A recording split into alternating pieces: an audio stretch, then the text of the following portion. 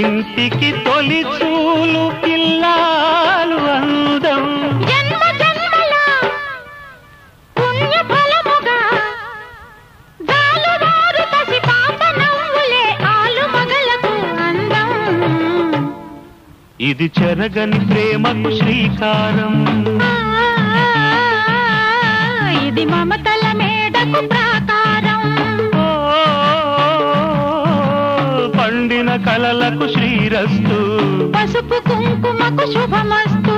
కనివిని ఎరుగని అనురాగానికి